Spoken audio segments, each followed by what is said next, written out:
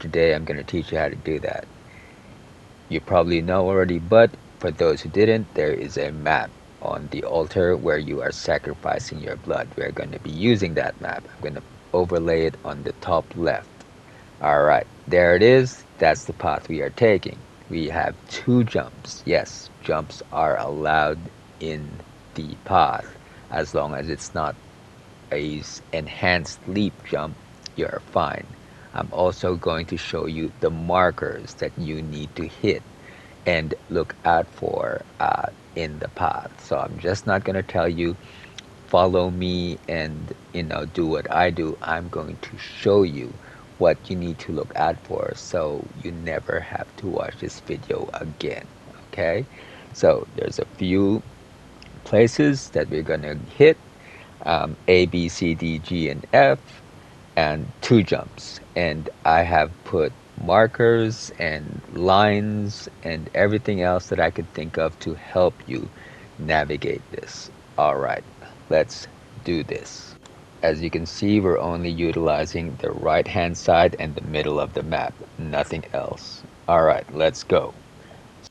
Point A, start of the map, all you gotta do is line it up to the statue right here in front of you. Point B is the waterfall on your right. Once you are right next to it, you have hit point B, stop. I've found this is actually easiest to do on tactical view. You can see the visual cues or markers very easily, and you can see multiple visual cues very easily, because sometimes you do have to triangulate, one marker and another. But if you want to do it third person, feel free. So for point B, you follow the path to the left until you get to this point, point C. As you can see, it lines up directly with the statues in front, which line up with the statue in the back. So that is your reference point. Then we move on forward to point D. Your reference point here are the top edges of the two squares on either side of you. Just stop before you hit that edge and you're good to go. This method is also quite forgiving. You don't have to be pixel perfect to hit your marks. And now we move on to point E, where your reference point is the right edge of the middle square. And now we move ahead to our first jump point. Our reference point here are the two waterfalls on either side. Just get to the edge of it right here and you are okay to do the jump. Shadowheart here has a strength of 8, so as you can see, she can make this jump quite easily. How do I know it's forgiving? Because I have wicked stick drift and I haven't died once since I've learned this trick. Now we move on to point F. This is a very short path. The reference point here are these two rectangular pillars on either side. They are very easy to see in tactical mode, and here I'm showing you what they look like in third person view.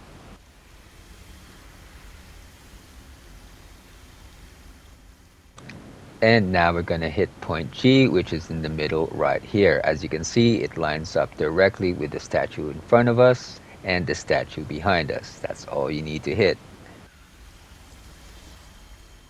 And finally, we come to the final point. The markers are these two pillars on either side of you. It's a little hard to see in this playthrough, so I did another run and cranked up the brightness really high.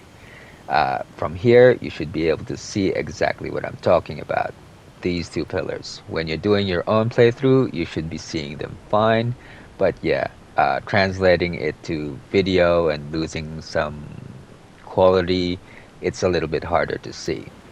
As stated previously, Shadowheart here has a strength of 8 and can do the jump very easily. And you've done it. You have completed the Faith Leap trial.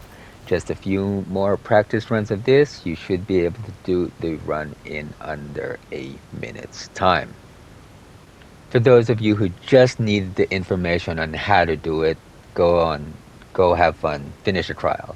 For those of you who want to stay, I'm going to be talking about all the other methods I've tried, and I'm going to list them in ways that will never work or have been patched out so they stopped working a long time ago, and to the ones that still work but with caveats. Alright, let's go. So first off, I'm going to talk about the two examples which I can't really show you how they work because they've been patched out. So I'm just going to have to talk about them with another run going in the background. Okay, the first one that was patched out was the auto pathing. Very early on in Baldur's Gate 3, you could simply just click on the end square, and your character would automatically follow the invisible path that led to it. So yeah, it kind of ruined the whole point of the puzzle. So that was patched out very quickly.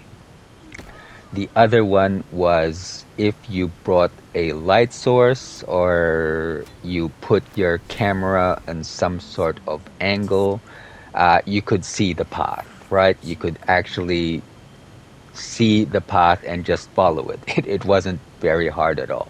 Again, that has also been patched out. And again, I can't show you examples of either of those because they've been patched out. So we'll just move on to the ones that I can give you examples for. Now, this isn't an exhaustive list. I know there are of at least a couple more methods that aren't on this list, but I just have never tried them myself. First up is enhanced sleeping. Now, this is the one that pretty much everyone tries and everyone dies. So, enhanced sleeping covers everything from potions, utilizing the spells, the Githyanki racial trait. As you can see, the owlbear, enhanced sleep, everything. If you try to do enhanced sleep, you will die. Teleportation, Misty Step, and Dimension Door. This will work, but with the following caveat. You either need to have Devil Sight or the ring that makes you immune to the blinded condition, or you know where the path is around the square. Why? Because when you teleport inside of the darkness, as you can see here, you cannot see out of the darkness. And in order for the teleportation magic to actually work, you need to be able to see where you're going. Now, the way around this is, of course, Devil's Sight or immunity from the blinded condition. Or you know the exact place on the square where the path continues so you can move out of the darkness and not fall into the void. Because this bit is actually quite pixel perfect. If you put a foot outside of that darkness and there is no path underneath you, you will die very, very quickly.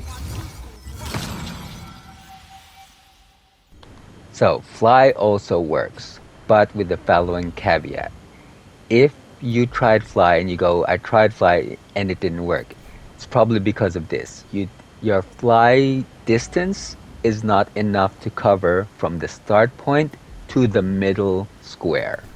Okay? If you try to fly to the middle square directly from the starting point, your dumbass character is going to walk into the void thinking, well, I don't have enough fly speed to fly directly to the middle square, so I'm just going to walk into the void and get to a point where I can take off and land immediately in the middle square. That's what happens if you try it. So the only way fly works is if you jump from square to square. You fly to the nearest square, and then you fly to the middle square, and then you fly to the end square. Then it'll work. Now, the other issue is with fly is never fly back. As you saw there, for some reason, Larian's coded that if you fly back on the right hand side, you will die. So, yeah, don't do it that way. And that's it, guys. As Mo says, Thanks. See you in Baldur's Gate, I hope. Now scram, before I get emotional.